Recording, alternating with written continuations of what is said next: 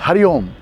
श्रीमद् भगवत गीता के मेटाफिजिक्स और एपिस्टेमोलॉजी को समझने के लिए आज हम इस विषय पर विचार करेंगे कि गीता का संवाद किन लोगों के बीच हो रहा है।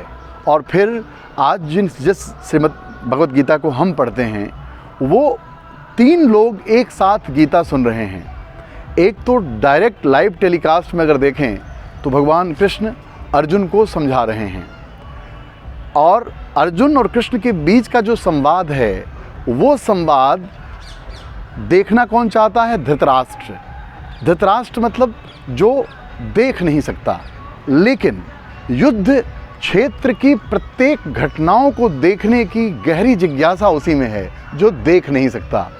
ऐसे में देखने के लिए उसके पास आँख नहीं है। हम लोग यहाँ तक ही मत देखें, अगर देखें तो आपके मन की आँख कैसी है। मन से भी हम दुनिया देखते हैं, क्योंकि मन के द्वारा ये जगत निर्मित होता है और जगत के बारे में ही मन सोच सकता है। ये भी ध्यान रखिए, मन आत्मज्ञान को नहीं सोच सकता, या किताबों को आप पढ़ करके आत्मज्ञानी हो जाएं, ऐसा भी नहीं होता। नहीं तो गीता पढ़ करके हर लोग अर्जुन की स्थिति में हो गए होते, उनका मोह नष्ट हो गया होता और उन्होंने धर्म को अपना कर्म बना लिया होता, लेकिन ऐसा नहीं हुआ।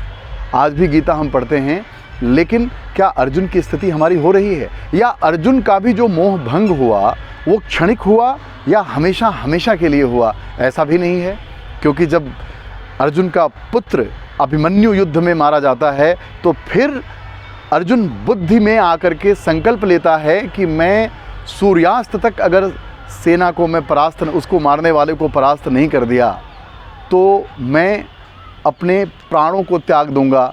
तो भगवान ने, आपने कथानक देखा होगा कि सूर्य के डूबने तक को रोक दिया। मतलब वहाँ भी वो कर्ताभिमान से ग्रसित हो जाता है, उसे लगता है सब कुछ होने के बाद कि ये मैं कर रहा हूँ। अरे भाई, अगर इस जगत में आपके करने से ही सारी चीज़ें होती तो इस संसार में कोई व्यक्ति दुखी होता? सोच के देखिए, क्योंकि दुख तो कोई नहीं चाहता। जब दुख कोई चाहता नहीं तो दुख आता कैसे है आपके जीवन में? इसका मतलब ये हुआ कि जो परिणाम है वो सिर्फ आपके चाहने और आपके करने से ही आपको प्राप्त नहीं होता। अब गीता के एक श्रोता हैं संजय, जिनको दिव्य दृष्टि मिली है। दिव्य दृष्टि का मतलब ये हुआ कि वो दूर कहीं हो रहे युद्ध को देखने का सामर्थ्य उनमें है, ऐसा नहीं कह सकते इसे। दिव्य दृष्टि का मतलब उस परम सत्य को देखने का सामर्थ्य, जो सत्य है, जो पूरे उस युद्ध क्षेत्र में, क्योंकि धृतराष्ट्र को जिस सत्य को जानने की जिज्ञासा है वो पांडुपुत्र और अपने पुत्रों के बीच के युद्ध को देखने की जिज्ञासा है कि दोनों ये क्या कर रहे हैं। इसीलिए वो कहते हैं कि माम कहा पांडवा शैव किम कुर्वन्ति संजय, क्या कर रहे हैं ये हमारे और पांडु के पुत्र, हमारे पुत्र और पांडु के पुत्र। ये जिज्ञासा धृतराष्ट्र की है, लेकिन संजय पूरी तरह से निरपेक्ष है, किसी के पक्ष में नहीं है, किसी बिल्कुल साक्षी की तरह से युद्ध को देख रहा है। अर्जुन, न अर्जुन साक्षी हैं न धृतराष्ट्र साक्षी हैं, साक्षी एकमात्र है संजय। तो गीता के जो संवाद को देखने की दृष्टि है वो बिना साक्षी बने आती भी नहीं है। मोह से ग्रस्त होने के बाद अगर आप मोह दूर करने के लिए किसी संवाद को सुनते हैं तो उससे मोह तो दूर होता है, लेकिन फिर आप देह, मन, बुद्धि के साथ होकर फिर शरीर के साथ ही व्यवहार करने लगते हैं, क्योंकि गीता ब्रह्म सूत्र और उपनिषद का समन्वय है। इसीलिए हम प्रस्थान त्रयी में जो 3 ग्रंथों को लेते हैं, उपनिषद, ब्रह्मसूत्र और श्रीमद् भगवत गीता, ये तीनों ग्रंथों का समन्वय है, इसीलिए गीता उपनिषदों का सार है। तो ऐसे में उपनिषदों के सार को या तत्व को जानने की जो स्थिति है या ज्ञान की जो मीमांसा करने का सामर्थ्य है वो किसी के साथ बंध करके या किसी कंडीशन में आकर के करने का नहीं है। सारे कंडीशनों से मुक्त होकर के अनकंडीशनल जो आपका विज़न है वो विज़न आपको गीता से संवाद करने का सामर्थ्य देता है।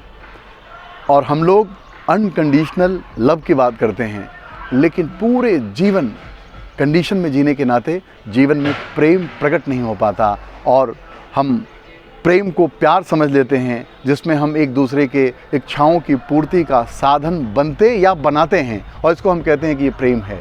प्रेम कभी भी कंडीशन के साथ नहीं होता। इसीलिए गीता कभी भी मेंटल कंडीशनिंग के साथ नहीं समझी जा सकती। गीता एक उच्चतम संवाद है, ब्रह्म और जीव के बीच का संवाद है, और ब्रह्म और जीव के बीच का संवाद तभी होता है जब अविद्या की ग्रंथि टूटती है, अज्ञानता का लेयर समाप्त होता है। अज्ञानता को कतई ये मत समझिएगा किसी विषय का ज्ञान न होना।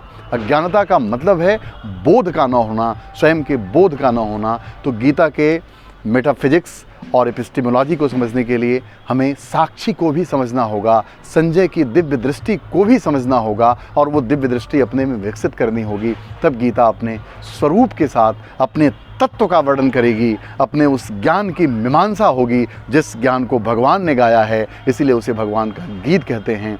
हमारे साथ बने रहिए और अपने कमेंट ज़रूर हमें लिखें, जिससे कि हम इस तरह का संवाद आप तक लेके आ पाएँ और अधिक से अधिक लोगों तक इसे शेयर करें, सब्सक्राइब करें, और हम लोग लगातार गीता के मेटाफिजिक्स और एपिस्टेमोलॉजी पर बने रहेंगे अगर आपका प्रेम मिलता रहा। धन्यवाद। जय श्री कृष्ण।